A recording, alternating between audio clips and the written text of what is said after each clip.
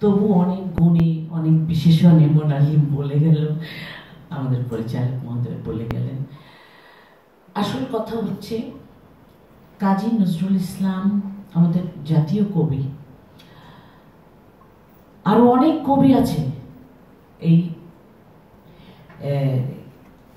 এই সাবকন্টিনেন্টে, যে কবিদের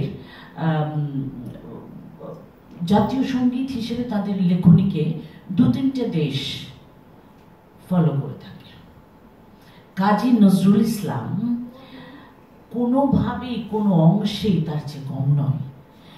বহু আগেই তাকে রাজনৈতিক বিশাল বড় নেতারা বলেই গেছেন যে আমাদের জাতীয় সমস্ত কর্মশালায়, সমস্ত অনুষ্ঠানে প্রথমে নজরুল সঙ্গীত গাওয়া হবে।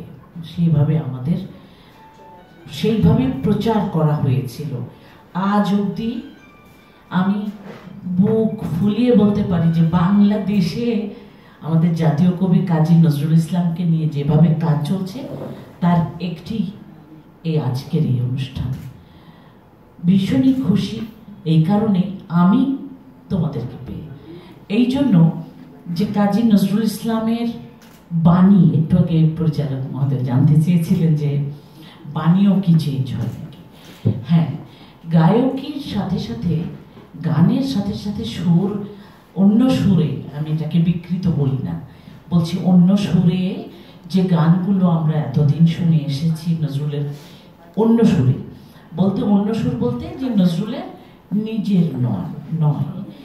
বা এমনও কিন্তু দিন ছিল যখন তিনি গীতিকার হিসেবে সিগনেচার করেছিলেন বলেই সুরকারের উপরে প্রভাব বিস্তার তিনি করেছেন একেবারে সরাসরি, কিন্তু লেখাতে ওনার নাম আসতে পারেনি, কেননা ওনার সুরকার হিসেবে সেখানে সিগনেচার ছিল না, ওনার সঙ্গে কন্ট্যাক্ট ছিল না। কন্ট্যাক্ট হয়েছিল গীতিকার হিসেবে এই ছবিতে। তো তাহলে সুরকার আরো কয়েকজন, সেইভাবে নাম অনেকের এসেছে।